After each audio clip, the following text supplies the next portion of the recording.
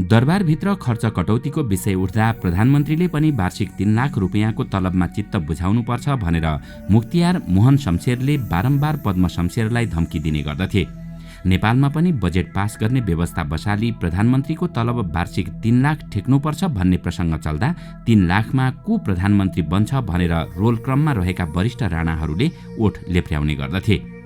आर्थिक नियन्त्रणभित्र बस्न उनीहरू तयार थिएनन्, त्यसैले उनीहरूले जनतासामु कहिल्यै देशको बजेट देखाएनन्।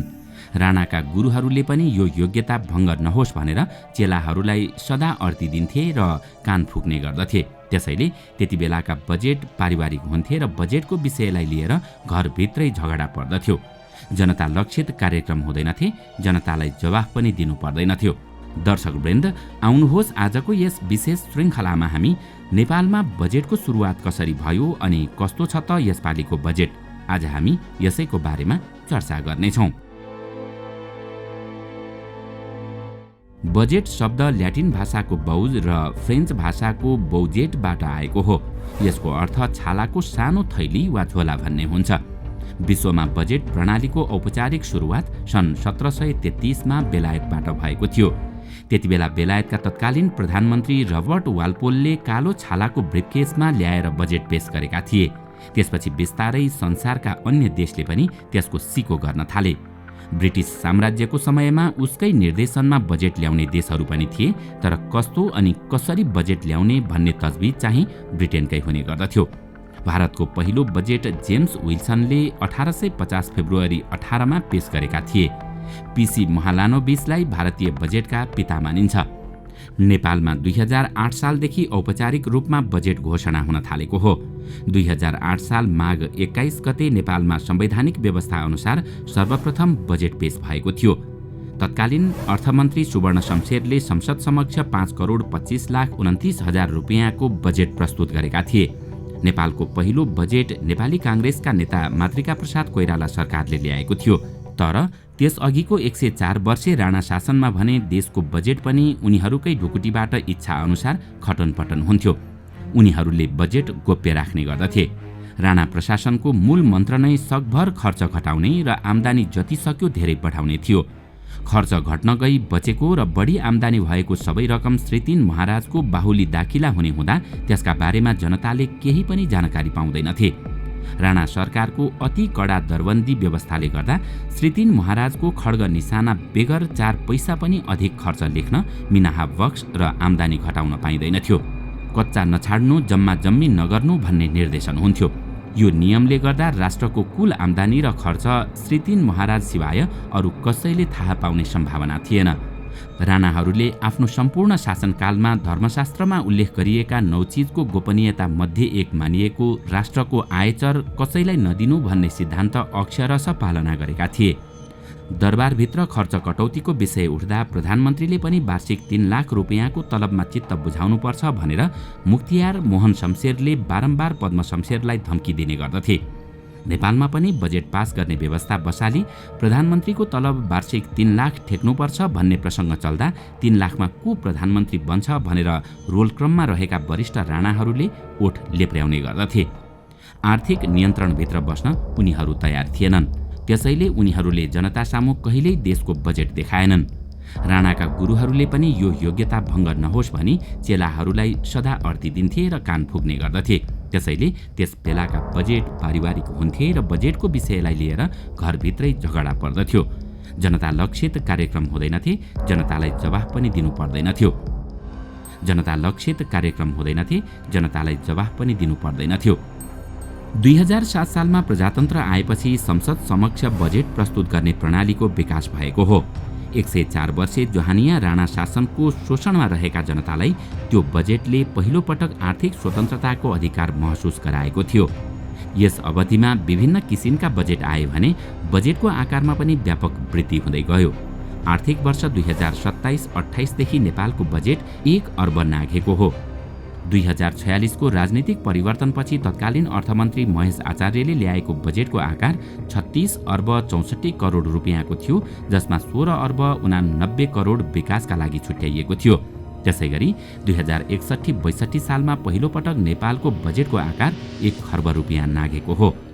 त्यस यता बजेट सामान्य रूपमा बढे पनि 2072 वैशाख 12 गते भूकम्प गएपछि त्यसको पुनर्निर्माणका लागि बजेट थप्नु परेकाले अर्थमन्त्री डाक्टर रामशरण महतले 2072-73 मा 8 खर्ब 19 अर्ब 46 करोड रुपियाँ पुर्याए। त्यसअघि महतले नै आर्थिक वर्ष 2071-72 मा 6 खर्ब 17 अर्बको बजेट ल्याएका थिए। आर्थिक उदारीकरणसँगै नेपालको अर्थतन्त्र र बजेटको आकारमा पनि व्यापक वृद्धि हुँदै गयो।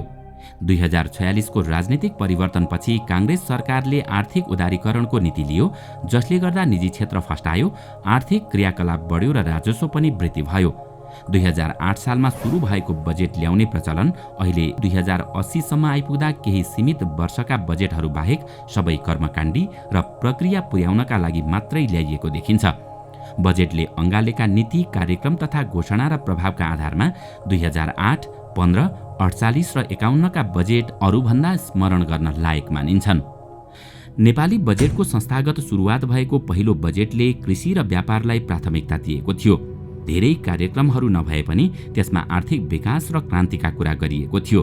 त्यसपछि 2015 सालमा बीपी कोइरालाको पहिलो जननिर्वाचित सरकारले ल्याएको बजेट धेरै कारणले स्मरण योग्य रह्यो। त्यसमा कृषि, खानेपानी, ग्रामीण विकास र व्यापारको विकासका कुरा उठाइएका थिए। त्यसपछि 2017 साल पुस 1 गते राजा महेन्द्रले जननिर्वाचित सरकार विघटन गरी शासन व्यवस्था आफ्नो हातमा लिए। 30 वर्षे लामो पञ्चायती व्यवस्थामा पनि बजेटको प्रवृत्तिमा खासै परिवर्तन भएन। सो विवेकले राजाले केही दिए भने जनताले पाउने जस्तो मात्रै देखियो। तर राजा महेन्द्रको शासनकालमा विकास निर्माणका केही काममा भने राष्ट्रको सम्पत्ति खर्च भएको देखिन्छ। पूर्वाधार विकासमा त्यतिबेला राज्यको सम्पत्ति जुन हिसाबले खर्च भयो त्यसले पछिल्लो समयमा निरन्तरता पाएन। त्यसपछिका सरकारले देशको बजेट जनताका अपेक्षा भन्दा पनि पञ्चायतका कार्यक्रम लागू गर्ने माध्यम मात्रै बनायो। प्रजातन्त्र प्राप्तिपछि कृष्णप्रसाद भट्टराई सरकारका अर्थमन्त्री महेश आचार्यले 2048 सालमा देशको बजेट ल्याए। त्यो बजेट नेपालको पहिलो र सबैभन्दा बढी निजी क्षेत्र मैत्री बजेट भनिए पनि आलोचना गर्नेहरूको कमी थिएन। वास्तवमा भन्नुपर्दा त्यतिबेलादेखि नै एउटा राजनीतिक दल वा गठबन्धनले बजेट ल्याउने र अर्कोले घोक्रो सुक्ने गरी विरोध गर्ने प्रचलनको सुरुवात भएको हो। त्यो क्रम अहिलेसम्म पनि जारी छ।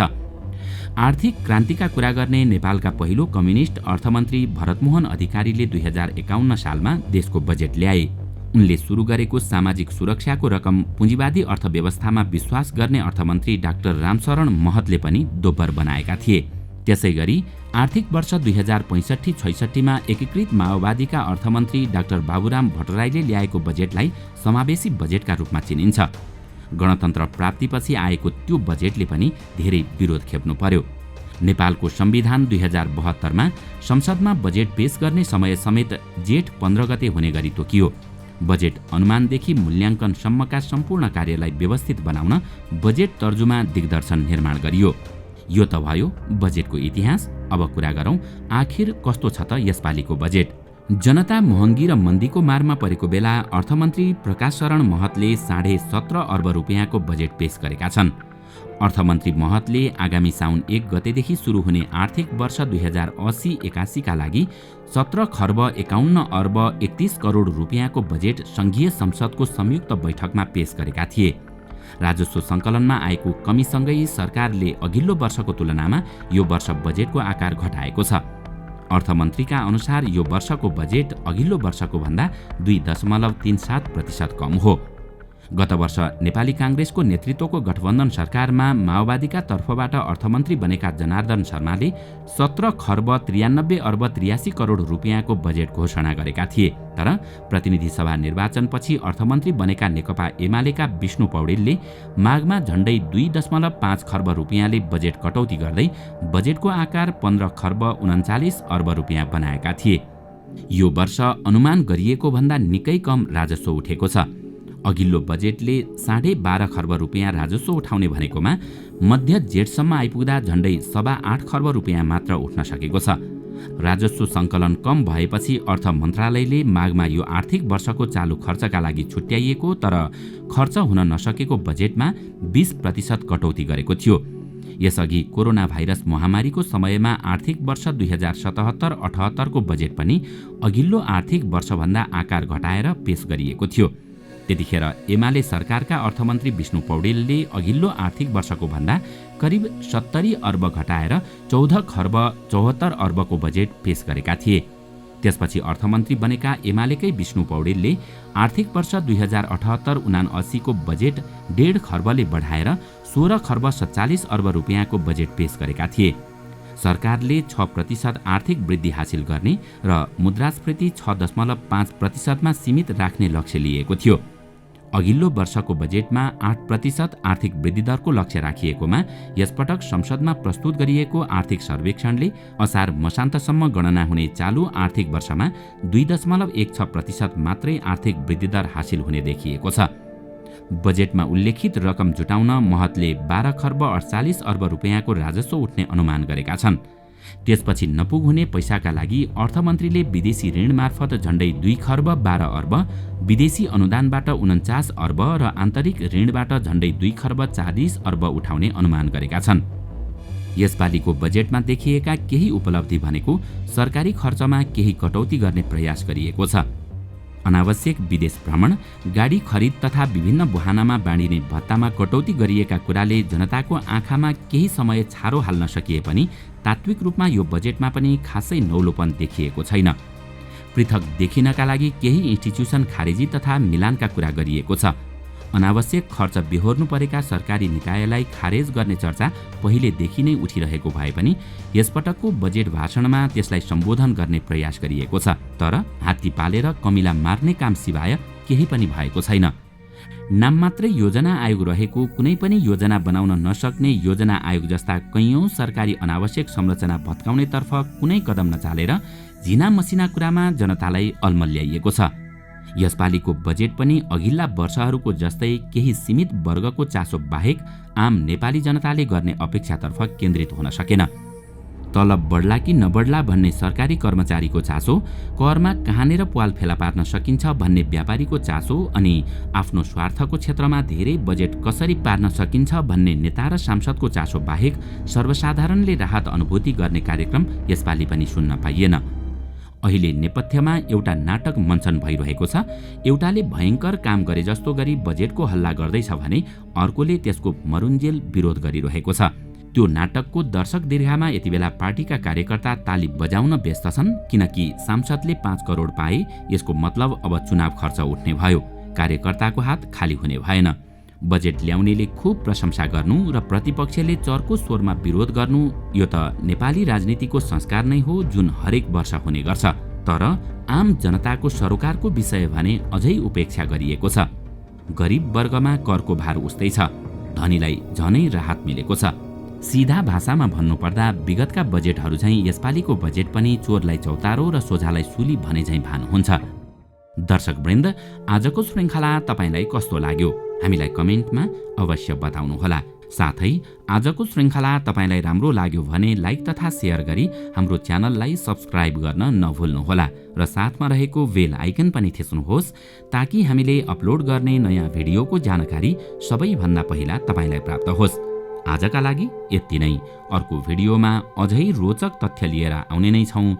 तबसम्मको लागि बिदा दिनुहोस्। नमस्कार।